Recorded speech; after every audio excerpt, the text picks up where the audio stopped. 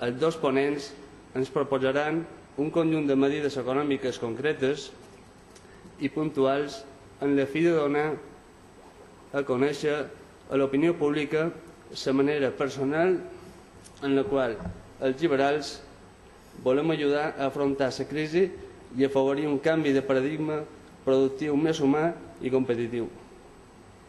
Aquesta és la nostra responsabilitat. Moltes gràcies i a continuació el senyor Gunter Ceballos.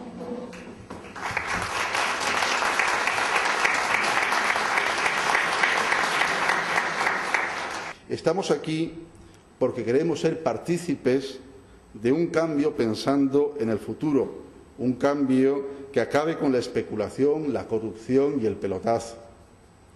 Estamos aquí porque creemos en una nueva alternativa, porque nuestra economía lamentablemente adolece de graves desequilibrios que solo pueden resolverse desde el liberalismo. Y me explico. Solo los liberales creemos en que los problemas que atañen a nuestra economía no se resuelven mediante una mayor participación del sector público. Todo lo contrario, los liberales pensamos que el sector público tiene que ser lo más pequeño posible y lo que tiene que realmente funcionar en la economía es el sector privado.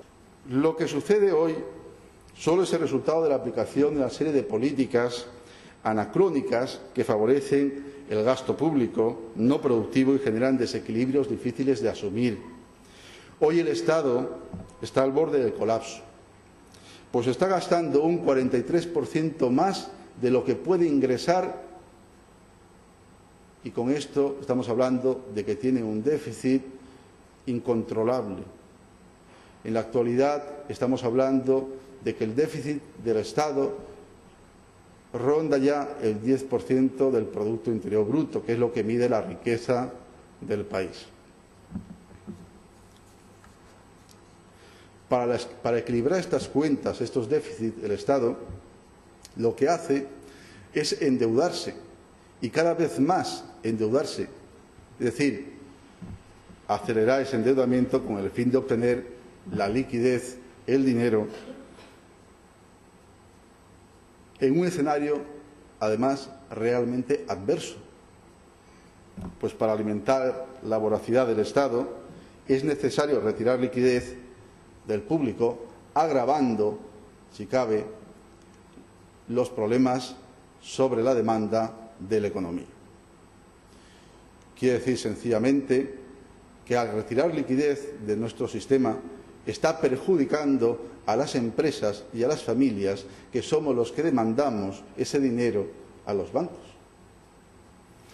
Y yo recuerdo al principio de iniciarse la crisis, bueno, casi al principio, fue muchísimo antes la crisis, que ya lo sabíamos los economistas, cuando se iniciaba la crisis, lo primero que se hizo fue dotar a los bancos una serie de ayudas económicas que rondaban los 100.000 millones de euros.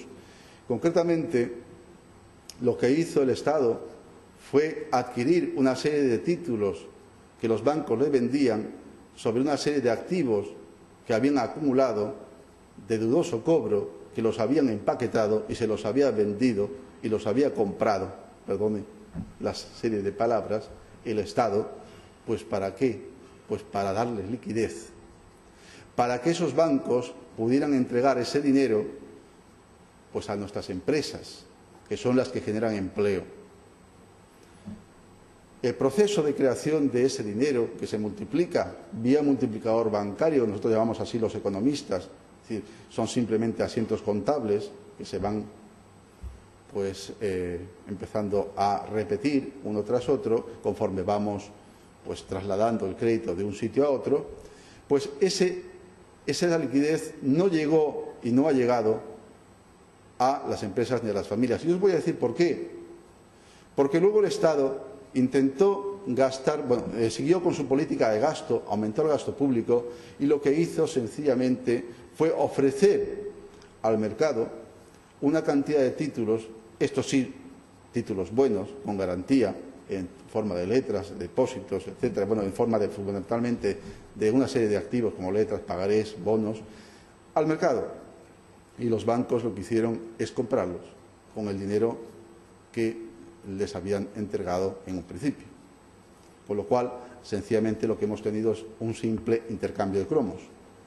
Es decir, hemos entregado como Gobierno, como Estado, dinero a los bancos y los bancos han utilizado ese dinero para comprar activos rentables en una situación de crisis, que además entregaban una alta rentabilidad porque el bono, la letra, tenía que pagarse mucho más alto de lo normal si queríamos recibir, si el Estado querría recibir la liquidez necesaria. Lo que nosotros decimos es que es necesaria una compensación del gasto público con una reducción del impuesto, cosa que realmente debió haberse hecho muchísimo antes, desde el principio. Al final vamos a llegar allí. Hay otras alternativas, por supuesto, también, como la que están implementando, que sería elevar los impuestos. Pero elevar los impuestos lo que significa es reducir la renta de las empresas y la renta de las personas. Elevar los impuestos, además, es impedir la libre competencia de nuestras empresas en el ámbito internacional, porque nos encarece, nos hace menos competitivos, menos productivos. Uno de los elementos, entonces, por el que estamos aquí en esta situación de crisis es precisamente por el excesivo endeudamiento del sector público, que arrastra, como habéis visto, como os acabo de comentar, precisamente unas necesidades de liquidez que la única manera de cubrirlas es elevando tarde o temprano los impuestos. Y ya estamos viendo que esta elevación de los impuestos se empieza a iniciar con el incremento del precio de la gasolina y del tabaco. Pero eso no queda allí. Está planteándose también la posibilidad de incrementar el impuesto de la renta de las personas físicas para el próximo año. No ha prosperado, afortunadamente, pero no sabemos cuándo prosperará. El asunto es que si el impuesto de la renta de las personas físicas y el impuesto de sociedades aumenta, pues nosotros tendremos menos renta para consumir y esto también afectará a nuestra demanda y, por lo tanto, nos alargaremos en la crisis económica. Esto es así. No solamente las familias sufrirán las consecuencias, sino también las empresas que tendrán que reducir de alguna manera sus posibilidades de vender en el extranjero debido a que sus costes son relativamente más elevados. En el escenario actual, además, hay que decir que actualmente se está intentando favorecer la demanda a través de la reducción de los tipos de interés. Pero hace pocos días el presidente del Banco Central Europeo nos comentaba que tendríamos que que teníamos que incrementar los impuestos y reducir el gasto. Pero no solamente eso. Luego hablaremos de otras cosas más que comentaba sobre el mercado laboral. El asunto es que ellos prevén que el resto de economías europeas puedan salir de la crisis de aquí a un año vista. Pero esto no va a ocurrir en el caso español, porque hemos aplicado una serie de políticas keynesianas, anacrónicas, que se empleaban en la década de los 60, 70 y que hoy por hoy todos los economistas creemos que no funcionan.